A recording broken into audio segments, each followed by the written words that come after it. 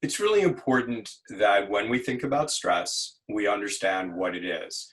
It is about our bodies and our minds dealing with an emergency.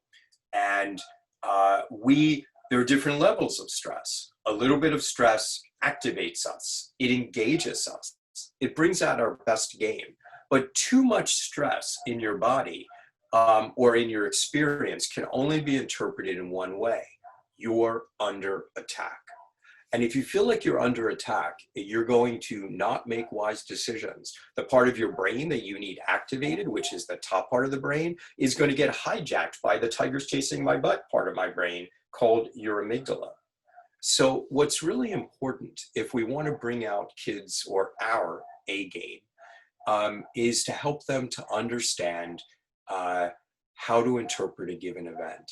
And I always like to say that there's three questions that enable us to reframe stress, to put it into perspective, so that you'll understand what's real danger and what's not, so you can bring out your best self and you can bring your mind to it.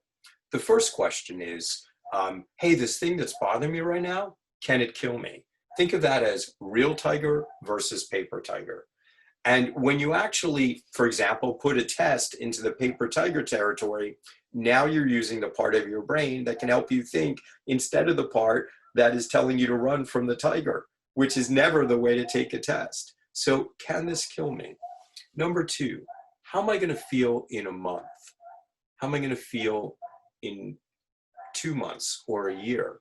Because the answer is always, if the answer is this is not going to be a big deal, then you can say to yourself, this too shall pass. This is not an emergency that I will never get past. The third thing you want to ask yourself is, this thing that's happened, even if it's good, is it permanent? Can I keep it? Why is that an important question? Because some people, I don't know if this is your kid or not, but some people, even when good things happen to them, they begin getting anxious because now it's one more thing to lose, one more stumble to make. So it's really important is that your kid understands that sometimes good things happen because you've earned it, because you've put in the work. In other words, you have control. This wasn't random luck. And yes, the good thing can be permanent. One other thing to think about in terms of stress is the power of the word yet. So often people will get into this pattern of saying, I can't do this, I'll never do this.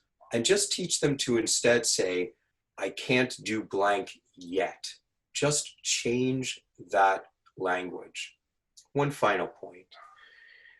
Words are good, but what really matters more is that we're there for our kids and that we are present when they're most stressed, and that we co-regulate that with them. In other words, we lend them our calm. So if you're deeply stressed about what's stressing them out, that's not the time to lend your calm. So it might be that you'll need to take some deep breaths, create some space for yourself, and ask yourself the questions that I just asked. Is this really a tiger? Can this hurt my child? Will this pass? And hey, even this good thing, how do we get it to remain? And then when you've done your work, come back and help your child process it through and lend them your calm. If you have adolescents, get ready for some surprises. And we often use the word surprise as we either think about the good ones, like what am I going to get for my birthday, or you think about the disasters that you're not ready for.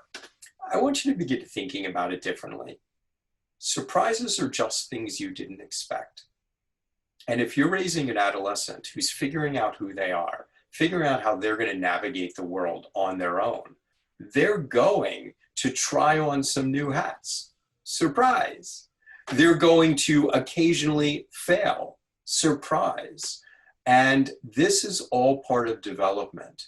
So what I want you to do instead is to actually begin to celebrate some of these experiences, some of these surprises, because this is the way your child is telling you, I'm growing, I'm testing limits, I'm trying out new things. Your job is to celebrate with them when there's a new experience, while putting into place very clear boundaries and a very clear set of morals, so there won't be surprises outside of reasonable territory. The other thing is, when we think about surprise, one of the least pleasant things, even if I get a birthday present, there's a part of me that doesn't love it, because you lose a sense of control. And losing a sense of control can be incredibly uncomfortable. So when you're surprised in a way that doesn't feel good, back up, watch your reaction, because you don't want your surprise to turn into shame or stigma or disappointment. Remove yourself from the situation and always say to yourself, whenever there's a moment of uncertainty, what can I make certain? What can I take control over? Because in every situation, there are elements or pieces that we can control, and it's our job to find what they are.